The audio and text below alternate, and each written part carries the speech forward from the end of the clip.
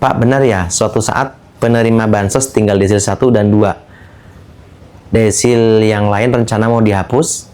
Baik, Sobat Bansos, setiap bansos itu memiliki persyaratan yang harus terpenuhi ya. Nah, salah satu persyaratannya itu harus berada di desil prioritas. Untuk bantuan sosial PKH dan BPNT itu harus berada di desil 1 sampai dengan desil 4. Namun demikian, setiap yang berada di desil 1 sampai dengan 4 itu pun belum tentu akan dapat bantuan sosial ya. Sebab kuota bansos itu jauh lebih sedikit dibandingkan dengan jumlah keluarga yang berada di desil tersebut. Nah, untuk PKH saat ini hanya tersedia 10 juta kuota. Sedangkan untuk BPNT atau sembako, kuotanya itu hanya tersedia 18 juta. Sehingga jika ditotal, keduanya itu hanya berada di kisaran 28 juta kuotanya gitu ya. Sementara saat ini telah ada data yang itu masuk dalam exclusion error atau data yang itu layak untuk menerima bansos sebanyak 54 juta keluarga.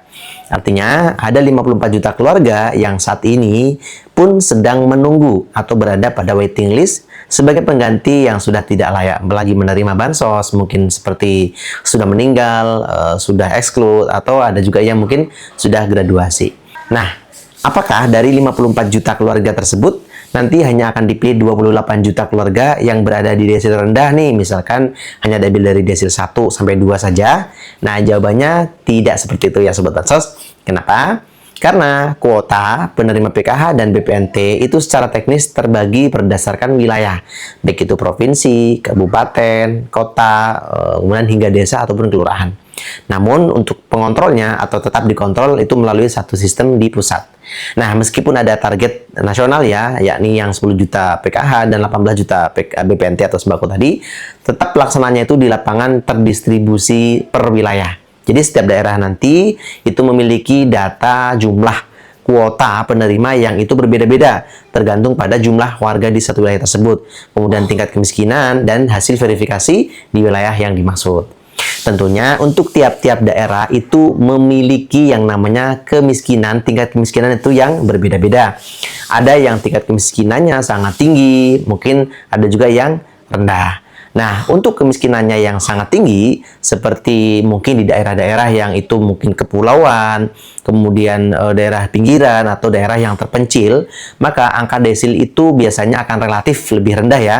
Bisa jadi kuota akan terpenuhi dengan warga yang hanya berada di desil antara 1 sampai 2 saja. Namun, untuk daerah yang tingkat kemiskinannya itu rendah, maka angka desil yang masuk kuota itu biasanya relatif lebih tinggi hingga mungkin mayoritas banyak yang dari desil 4. Nah, untuk penerima di suatu wilayah ya yang itu tidak lagi memenuhi syarat, misalkan tadi sudah sejahtera, sudah meninggal atau sudah exclude gitu ya, dan sudah graduasi, maka kuota yang kosong tadi di suatu wilayah tersebut itu nanti akan diisi atau digantikan oleh warga lain yang juga berada di wilayah yang sama. Ya, jadi tidak dari wilayah yang lain ya, karena itu kuota untuk satu wilayah, maka penggantinya pun nanti diambil dari warga yang berada di wilayah yang sama. Kecuali jika suatu wilayah tersebut benar-benar sudah tidak ada lagi yang namanya warga miskin nih yang berada dalam desil 1 sampai 4. Misalkan satu wilayah ini desilnya 5 sampai 10, nggak ada lagi yang desil 1 sampai 4. Nah, maka kuota yang seperti ini nanti bisa jadi akan dialihkan ke wilayah lainnya.